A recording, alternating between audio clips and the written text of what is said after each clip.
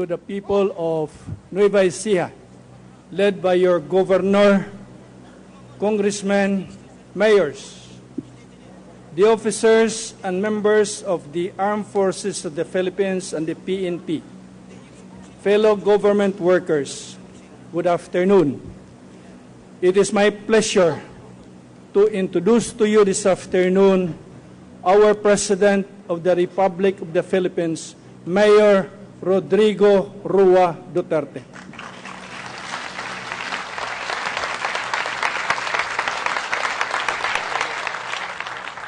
Kindly sit down. Maraming salamat po.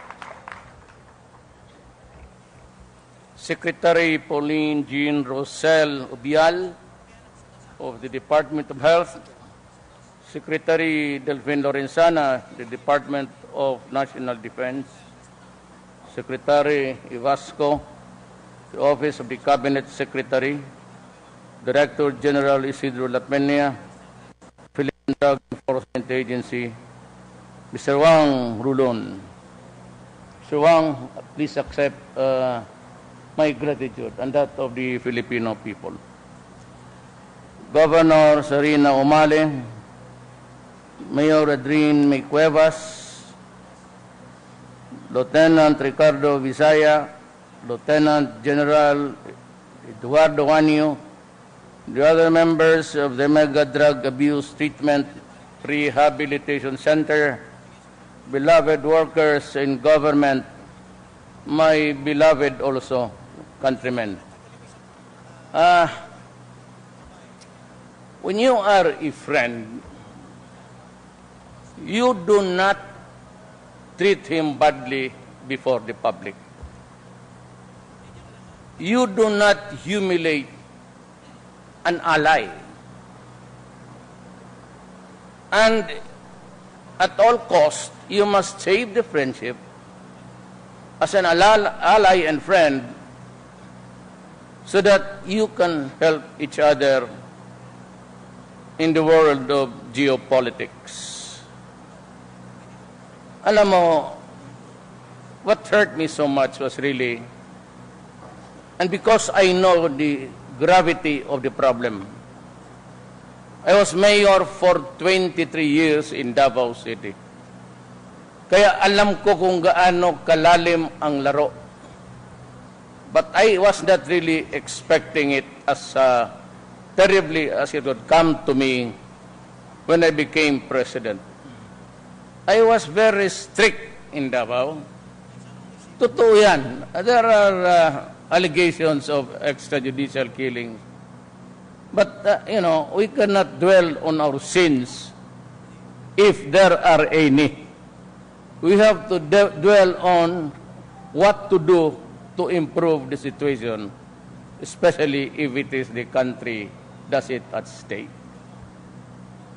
Ang pagkaalam ko kasi seryoso. That's why when I became mayor, I said, for those of you who would want to destroy the young and deprive us of our generation, I will kill you. Simply. And if you destroy my country, just the same, I will kill you. Because both the Filipino people, the young ones, now in grade 6, grade 5, at ang aking bayan, kung hayaan ko, magkakaproblema ako. Magkakaproblema ako sa bayan ko, it will go down crashing. It will become a failed state like what happened in Latin America. A lot of them. By the way, Ion Grillo, who wrote the gangster on about the drug wars in South America, he's a favorite bestseller author of the book. He has come upon the invitation of somebody I do not know, but he will be here tomorrow. And I would be happy if he'd be allowed to say things in public of what was really the things that he wrote about. But anyway, ganito yan. Kung kaibigan mo, wag mo akong pahiyaan. instead of helping me, just like good Samaritan, na walang, I mean, he just came out of nowhere and went to my office and said that he would help me solve the drug problem because he heard that, well, you know, Duterte, instead of killing the drug people, why don't he just, you know, build something like this? You know, I became mayor midterm. I am operating on a budget that was prepared by my predecessor, which was prepared last year. The budget for next year, as everybody knows here, is being prepared now. It is in Congress, and it will become operational next year. Pumasok ako midterm. Sabi nga nila, bottoms up. So when I became president, all that was left for me to spend was the operating expenses only. MOOE lang ako, wala nang iba. So, sana ko maghanap ng pera. I cannot get the money from the armed forces and transfer it to Secretary Ubial and tell her, you use that money. Because that would be robbing Peter to pay Paul. Hindi ko pa magamit kung saan specific. So, wala akong magawa to swallow lahat na. But then, let me warn you. Drugs is a very virulent agent in any society. The campaign against drug will continue to the last day of my term. I will not stop until the last drug pusher is out of the street and the last drug lord or king killed. Yan ang pangako ko sa inyo. I don't care about media, whether it's international. That's not my problem anymore. Elections are over, and what I need to do is just to comply with my promise.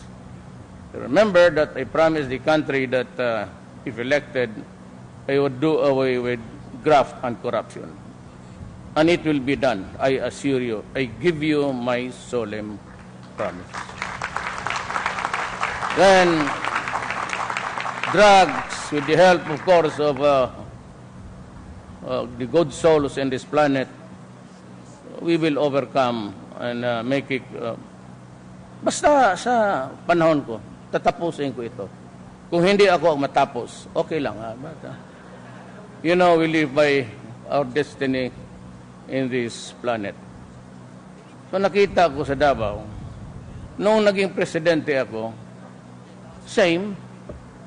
I said, now this time, I addressed myself to the country. Yung lumaban sa, no, you know, the first 6 weeks ng assumption ko sa office, hindi amin yun. Hindi sa gobyerno yun. Hindi kami magbabalot ng tao ng plastic. We are not producing mummies. Sa Egypt lang yun. Those were tortures. And if you are a government man, why would you waste your time wrapping a carcass there for nothing? If you want a drug, don't kill him, shoot him dead. Why do you have to waste your time? Actually, it was done. Remember, I implicated some generals in the armed forces of the Philippines. I fired about 6 upon assumption. And I have many things to say, maybe in a few days. Yung lumaban, those who choose to fight, were killed. I by orders are very specific. Go and find them, apprehend them, arrest them. If they choose to fight violently, and you find yourself in danger, as a soldier and as a military man, go ahead and kill him.